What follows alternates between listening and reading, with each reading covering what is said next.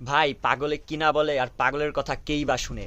হ্যাঁ, এমন একটা বিষয় যে তার বাসা হয়তো বা ইন্ডিয়ায়, নাম হলো ইন্দোরা মিত্র। হ্যাঁ, সেই ভাই আমাদের যীশু খ্রিস্টকে নিয়ে একটা মতবাদ করেছে যে যীশু খ্রিস্ট যখন তার 13 বছর বয়স থেকে 29 বছর বয়স আসলে কোথায় ছিল। ঠিক আছে, সে আসলে কি করেছিল, সে ধারণা করেছে যে সে আপনারাই শুনে নিন।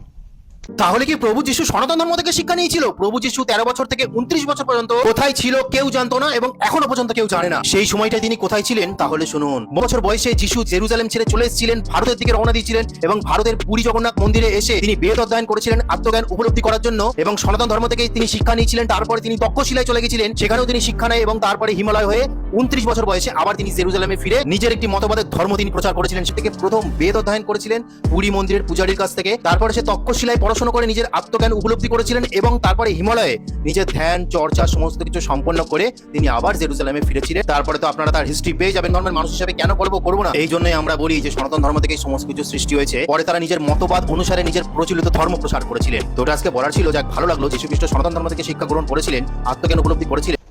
দেখছেন সে কি বলতেছে? আসলে সে আসলে জানেই না বিষয়টা, যে সে আসলে কি বলতেছে।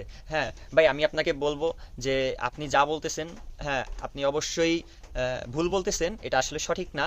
সঠিকটা হলো যে আসলে যীশুখ্রিস্ট যখন তার 13 বছর বয়স থেকে 29 বছর বয়স পর্যন্ত তিনি আসলে, আপনার কথা ঠিক আছে, সে শিক্ষা নিয়েছিল।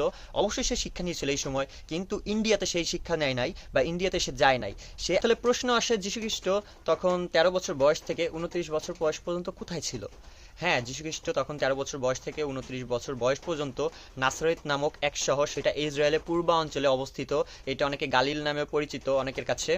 তিনি তখন সেই জায়গায় ছিলেন এবং পরিবারকে তিনি ব্যক্তিগত সময় দিয়েছিলেন, এবং পরিবারের সঙ্গে তিনি সেই পরিবারকে সহযোগিতা করেছিলেন বিভিন্ন কাজে, যেমন কাঠমিস্ত্রির কাজ।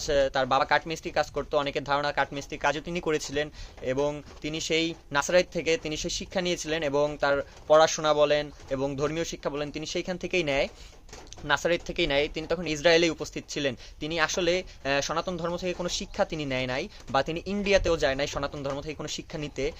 বা তিনি সেই আপনি যে কথাটা বলেছেন ভাই, যে তিনি আসলে সনাতন ধর্ম থেকে শিক্ষা নেওয়ার পর তিনি আসলে পাহাড়ে, আপনার হিমালয় পাহাড়ে তিনি ধ্যান করেছিলেন, আসলে এটাও ভুল। আসলে তিনি এরকম কোনো কিছুই হয় নাই, এরকম কোনো কিছুই ঘটে নাই পূর্বে। তিনি আসলে নাসারেতেই ছিলেন, নাসারেত থেকেই সব শিক্ষা তিনি নিয়েছিলেন। ধন্যবাদ সকলকে। আমি বিশ্বাস করি আপনারা বিষয়টা বুঝতে পেরেছেন। ঈশ্বর আপনাদের সকলকে আশীর্বাদ করুক। ধন্যবাদ সকলকে।